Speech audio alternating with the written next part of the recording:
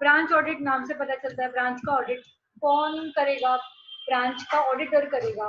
किसको काम आएगा, ब्रांच के ऑडिटर को भी काम आएगा एंड प्रिंसिपल ऑडिटर मतलब मेन ऑडिटर है, एचओ का ऑडिट करेगा, जो पूरे ऑर्गेनाइजेशन का ऑडिट करेगा उसको भी काम आएगा। सो रीडिंग करने के टाइम पे these first 2 और 3 पैराग्राफ, ये पूरा तुमको लॉ में आ चुका है। Maintenance of books of account, maintain कहाँ पे करने का, ब्रांच ऑफिस में है, रजिस्टर ऑफिस में है, कितना दिन में कहाँ पे, तो ये सब चीजें मैं वापस रिपीट नहीं कर रही हूँ, तुमने ऑलरेडी कंपनी लॉ में सीखा हुआ है। अपने को ब्रांच ऑडिट काम कहाँ पे आता है, अपने को ब्रांच ऑडिट काम आता है यहाँ से, subsection 8 of 140।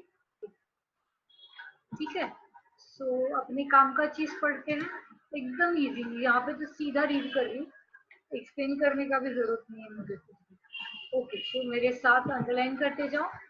Where a company has branch office, the accounts of that office shall be audited either by the auditor appointed by the company, मतलब either main auditor, company's auditor under this act or by any other person qualified for appointment as an auditor of the company under this act and appointed as such under section 139। ये 139 act अपन company audit में देखेंगे, ये सब provisions वगैरह देखेंगे। In short ये बोल रहे हैं कि ब्रांच ऑडिट कौन करेगा, या तो मेन ऑडिटर है वो करेगा या फिर any other person who is qualified, qualified बोल दो चार्टर्ड अकाउंटेंट। ओके, देन और the branch office is situated in a country outside India, बोल रहा है फॉरेन, फॉरेन ब्रांच है। एचओ अपना मेन ऑफिस इंडिया में है बट ब्रांच फॉरेन में है, तो कौन ऑडिट करेगा फॉरेन ब्रांच का। The accounts of branch office shall be audited either by the companies auditor, मतलब मैं खुद ही करूंगी, मैं मेन ऑडिटर भी मैं ही हूँ, ब्रांच ऑडिटर भी मैं ही हूँ, और एन अकाउंटेंट और any other person duly qualified to act as an auditor of the accounts of the branch in accordance with the laws of that country। US में अगर है तो यूएस का जो कंट्री, यूएस का जो लॉ है उसके हिसाब से जो ऑडिटर बन सकता है वो ब्रांच का ऑडिट करेगा।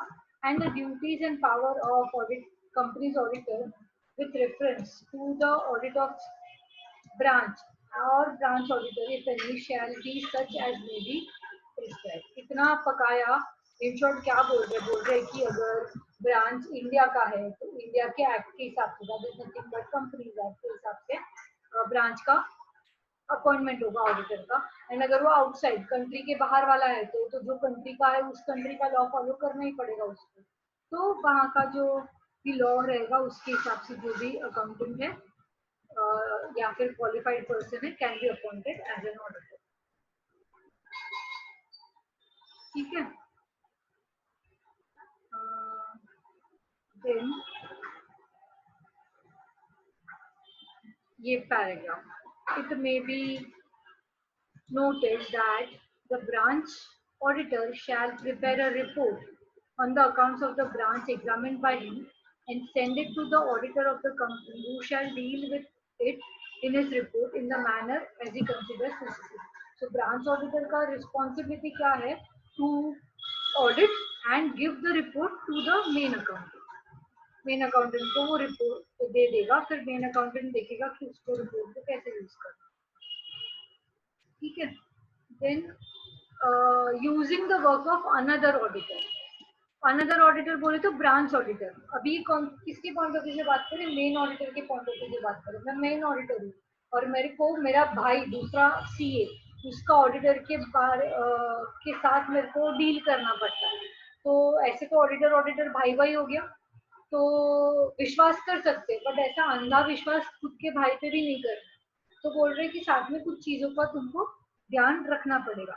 सो क्या चीज बताया है, when you are using work of another auditor, तो बोल रहे there is a need for a clear understanding of the role of such auditor.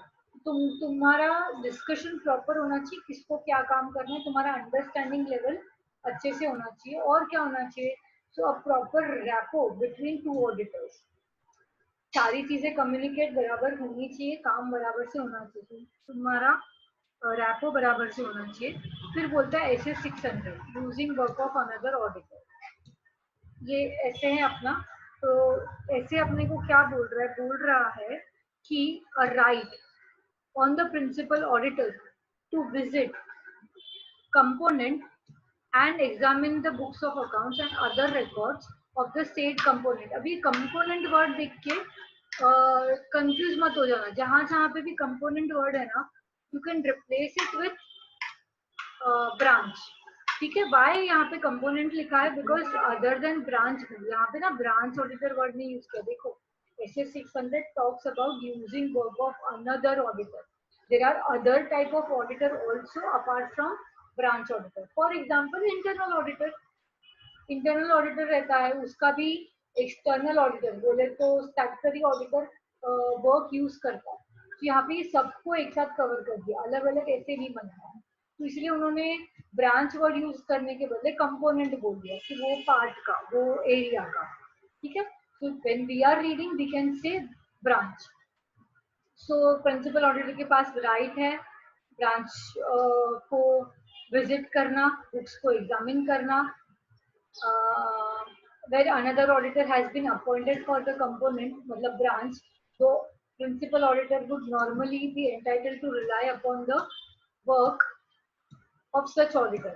तो बोलते हैं कि जनरली तुमको विश्वास करने का, क्यों करने का, CA भाई भाई, ऑडिटर ऑडिटर भाई भाई। बट अगर तुमको ऐसे स्पेशल सर्कमस्टेंसेस में लग रहा है कि करना पड़ेगा विजिट, तो you can visit it, you can check it, you can check the work of another auditor, you are allowed. Clear? और क्या बोलता है वो, तुम लोग सब लोग साथ में हो? Yes ma'am. ठीक है। और बोलता है कि ये मेन ऑडिटर है, प्रिंसिपल ऑडिटर, और क्या करेगा, तो बोलते हैं advise the other auditor of the use that is to be made of other auditors work. तो बोल रहे हैं कि तेरा तू जो रिपोर्ट देने वाला है ना बॉस, उसको मैं यूज करने वाला, तो तू बराबर से बनाना रिपोर्ट। तो रिपोर्ट क्या करने का, कैसे करने का, वो सब चीजों के बारे में एडवाइस दे सकता है। Coordination of their efforts, planning stage पे डिसाइड कर लो कि तू कैसे चेक करेगा, मुझे को काम आए ऐसा काम कर।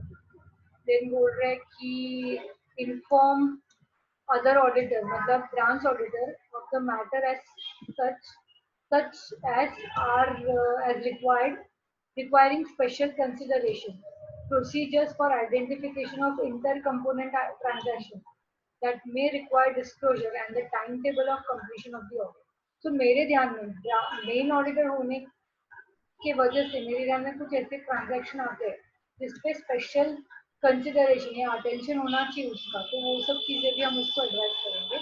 और significant accounting auditing reporting requirement कुछ है, प्रेजेंटेशन वगैरह है, तो उसके बारे में भी हम लोग उसको एडवाइस कर सकते हैं। तुम लोग ऐसा समझ सकते हो कि ब्रांच ऑडिटर जो है वो मेन ऑडिटर के अंडर पे है, so it is like assistant, तो ये बोलते जाएगा और ये अकॉर्डिंगली काम करते जाएगा। तो व्हेन वी से कि तू असिस्टेंट है, तो मेन ऑडिटर का रिस्पॉन्सिबिलिटी, मतलब मेन ऑडिटर का अथॉरिटी है तेरे पे, तो at the same time boss तू रिस्पॉन्सिबिलिटी भी है, तू बराबर काम, तेरे से बराबर काम करवा के लेना is responsibility of the main auditor, principal auditor. और क्या बोल रहा है, discuss with the branch auditor the audit procedure applied और review the return summary of branch auditors procedure and findings. ये सब चीजें वो चेक कर सकता है। This is all about branch audit. Clear है सबको? इजी था,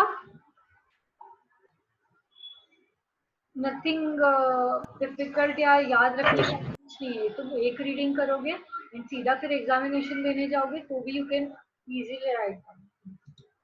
okay, next type of audit हम लोग देखते हैं which is cost audit. Name as name suggest, costing, costing का रिकॉर्ड जो बनता है उसका ऑडिट करना is nothing but cost audit. ये कॉस्ट ऑडिट किसको एप्लीकेबल होगा? अरे ऑब्वियसली जो मैन्युफैक्चरिंग कंपनीज है उसी को तो एप्लीकेबल होगा। तो बोलते कि सारे मैन्युफैक्चरिंग कंपनीज, तो बोलते नहीं नहीं नहीं, सारे नहीं, कुछ कुछ लोगों को हम लोग ने स्पेसिफाई किया है।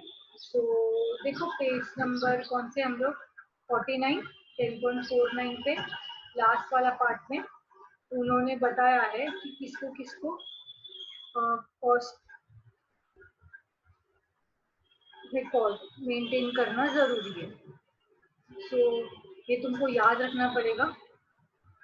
इसको एप्लीकेबल है rule 3 of companies cost auditors and audit rules 2014 provides that the classes of company engaged in production of goods or providing of services having overall turnover from all its product and services of 35 crore rupees or more during the immediately preceding financial year, so उसको costing records maintain करना जरूरी है। And बोल रहे कि these company include foreign companies but exclude micro enterprises और small enterprises. ठीक है, सो इतना ज्यादा बहुत डिटेल में मत जाना, बट थोड़ा थोड़ा तुमको ध्यान में होना चाहिए ये सारे कॉस्ट। उसके बाद बोल रहे हैं कि कॉस्ट रिकॉर्ड मेंटेन करना है तो कैसे करना है। So rule 5 of companies cost और रिकॉर्ड्स एंड ऑडिट रूल्स 2014 बोल रहा है कि maintain cost records in form CRA1। Forms के नंबर तुमको याद रहने चाहिए, ये तुमको MCQ में वो लोग पूछ सकते हैं। वेरी वेरी मच पॉसिबल कि तुमको ऐसा कुछ क्वेश्चन डाल दे। सो फॉर्म नंबर याद रखना जरूरी है। आगे बढ़ते हैं। एप्लीकेबिलिटी ऑफ कॉस्ट ऑडिट, ऊपर हम लोग ने देखा था रूल नंबर 3 बोल रहा था कि किसको किसको अकाउंट्स मेंटेनेंस इंपॉर्टेंट है। अब यहाँ पे क्या बोल रहे हैं, अकाउंट्स मेंटेन किया पर तुमको ऑडिट कहाँ किसको किसको कंपल्सरी है। तो ऑडिट के लिए रूल 4 है। रूल 4 बोल रहे हैं कि दो टाइप के क्लास है, एक होता है रेगुलेटेड सेक्टर्स। तो ये रेगुलेटेड सेक्टर्स क्या होता है, तो रेगुलेटेड सेक्टर्स के लिए वो लोग बोल रहे हैं कि overall annual turnover of the company from all its products and services during the immediately preceding financial year is 50 crore or more, and aggregate turnover of individual product or services for which cost records are required to be maintained under rule 3 is 25 crores or more. So एक होता है total turnover 50 crores और more, and एक होता है individual product wise अगर turnover देखते हैं तो शुड बी 75 crores और मोर फॉर रेगुलेटेड सेक्टर्स। और नॉन रेगुलेटेड सेक्टर्स रहेगा तो उसके लिए रूल्स अगेन थोड़ा सा डिफर होता है। नॉन रेगुलेटेड सेक्टर्स पे आते हैं हम लोग, तो उसके लिए क्या बोल रहे हैं, उसके लिए बोल रहे हैं अगेन ओवरऑल टर्नओवर टोटल वाला of the company from all the products and services during the immediately preceding financial year is 100 crore or more, and aggregate turnover of individual product or services for which cost records are required to be maintained under rule 3 is 35 crores or more. तो ये तुमको ना case study जैसा पूछ सकते हैं कि ये कंपनी है, इसका टर्नओवर ऐसा ऐसा है, ये रेगुलेटेड सेक्टर वाली है, ये नॉन रेगुलेटेड सेक्टर वाली है। तो please suggest whether the company requires to be appointing the cost auditor. Clear है सबको? Yes, ma'am. Okay, now who can be cost auditor? Cost auditor कौन बन सकता है? सब जगह पे सीए नहीं चलेगा बॉस। अपन सीए है इसका मतलब ये नहीं कि सिर्फ ऑडिट हम ही कर सकते हैं। तो कॉस्टिंग अपना काम नहीं है, अपना अकाउंटिंग काम है। तो कॉस्ट अकाउंटेंट मतलब अपना जो सीए में होता है, ICWA पहले बोलते थे, आजकल हम लोग सीए में बोलते हैं। तो ये जो सीए में लोग हैं in practice can only be appointed as cost auditor. ठीक है, ओके, ये एक पॉइंट अच्छा वाला है। It may be noted that no person appointed under section 139 as an auditor of a company shall be appointed for conducting audit of cost record. ये section 139 detail में देखने वाले हैं। फिलहाल के लिए जो हम लोग होते हैं स्टैट्यूटरी ऑडिटर, जो फाइनेंशियल ऑडिटर होते हैं, कंपनी ऑडिटर। तो अगर मैं कंपनी ऑडिटर हूँ तो I can not become cost auditor.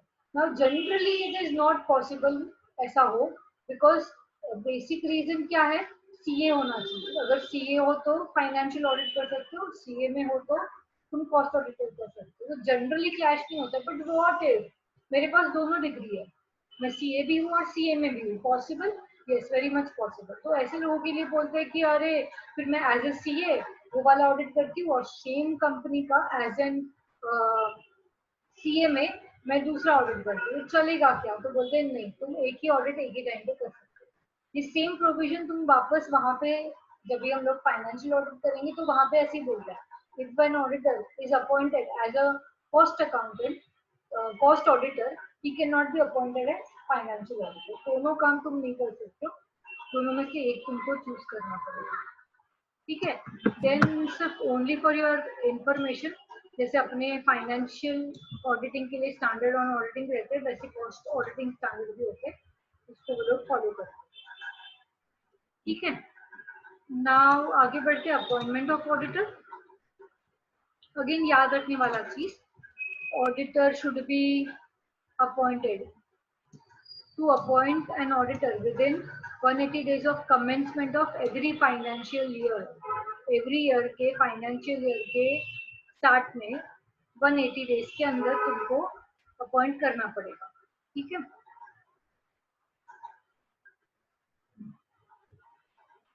Next page पे आ जाओ। ये सारे पॉइंट कॉमन है, हम लोग जब भी कंपनी ऑडिट करेंगे तो ये सब आ जाएगा, तो इसलिए रिपीट नहीं कर रहे। अभी ये इंपॉर्टेंट है, every referred company shall inform the cost auditor concern of his और इट्स अपॉइंटमेंट एज सच।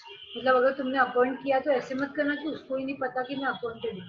तो सबसे पहले तो तुम वो कॉस्ट ऑडिटर को बोलना कि भाई तू ऑडिटर बना है हमारा, and file a notice of such appointment with central government. Central government को इन्फॉर्म करना है within a period of 30 days of the board meeting in which such appointment is made, or within a period of 180 days from the commencement of financial year whichever is earlier through electronic mode inform CRA 2। CRA 1 क्या था? Maintenance of cost audit record. CRA 2 है, तुमने record maintain किया, record maintain करने के बाद क्या करोगे? ऑडिटर को अपॉइंट करोगे। तो सीक्वेंस में जा रहा है, 1 is maintenance of record, 2 is appointment of auditor. तो सीधी बात है, 3 क्या रहेगा? रिपोर्ट रहेगा, ऑडिटर्स का रिपोर्ट रहेगा, वो CRA 3 आएगा।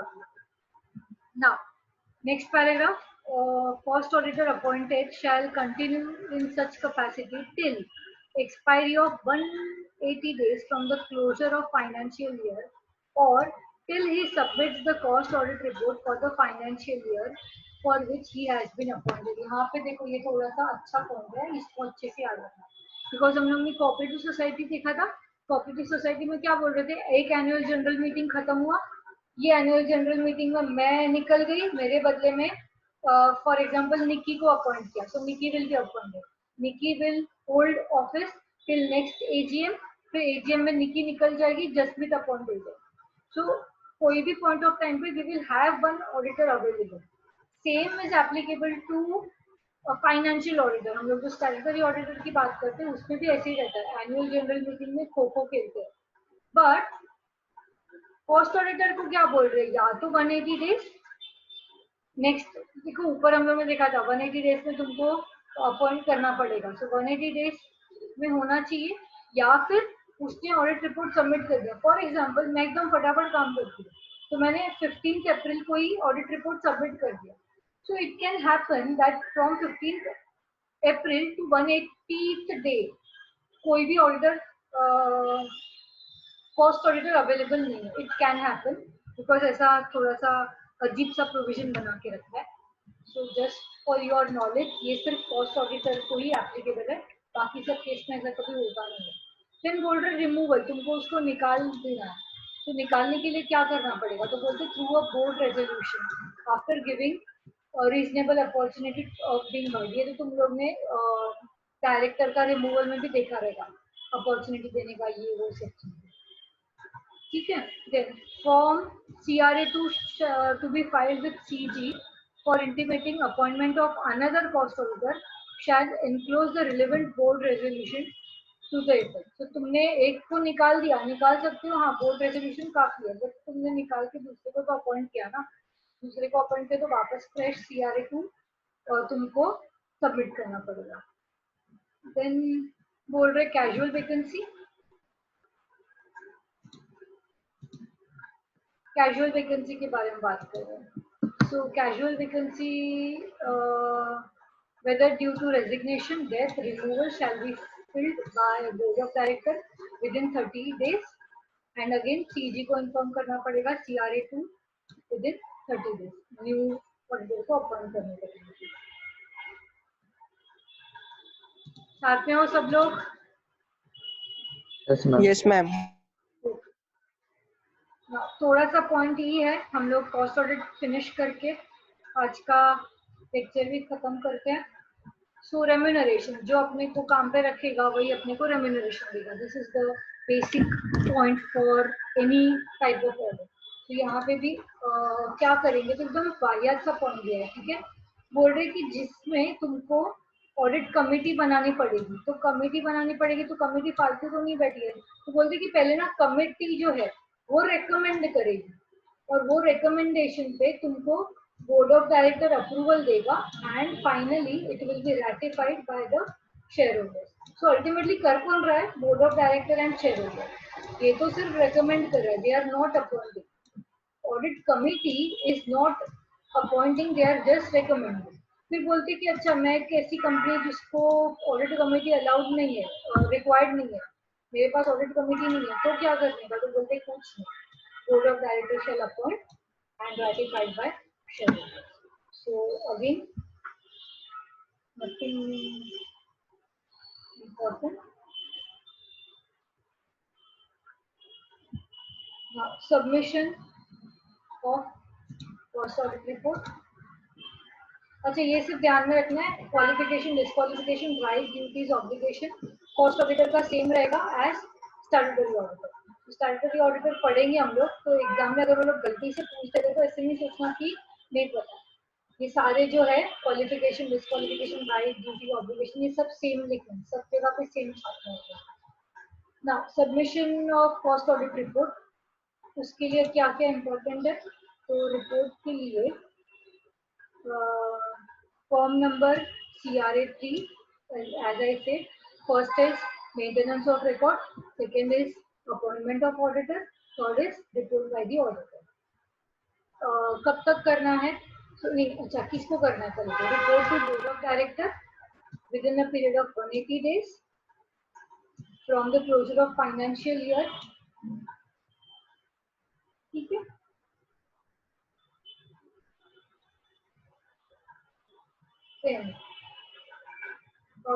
नेक्स्ट पॉइंट क्या बोल रहा है?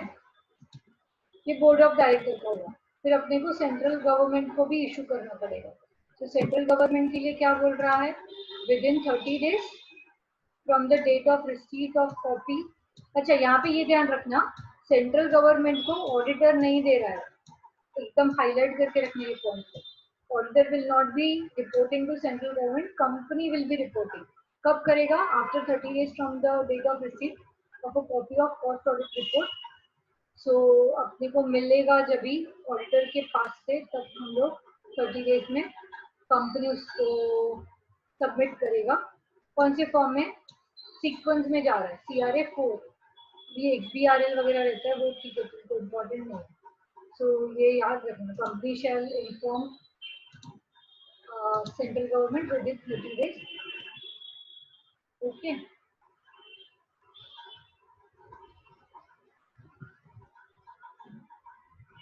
फाइन। देन फ्रॉड रिपोर्टिंग भी सेम है। हाँ, दिस इज इम्पोर्टेंट, ये अच्छे से करके जाना। कॉस्ट ऑडिट रूल्स, ये इतना सब पढ़ा, वो किसको किसको अप्लाई नहीं करेगा। The requirement for cost auditor audit under these rules shall not apply to the companies which is covered under rule 3। ऊपर हम लोगों ने पढ़ा था दो टाइप के क्लासेस, रेगुलेटेड, नॉन रेगुलेटेड। उसके अंदर तुम बैठ रहे हो, फिर भी तुम अगर स्पेसिफाइड हो तो तुमको एप्लीकेबल नहीं। कौन हो तुम स्पेसिफाइड? बोलते हैं revenue from export in foreign exchange exceed 75% of total revenue, which is operating from a special economic zone and which is engaged in generation of electricity for captive consumption to captive generation plant. ये तुमको पूछ सकते हैं, institute को बहुत मजा आता है परेशान करने में, तो इसको तुम याद रखना। So that's all. for post audit.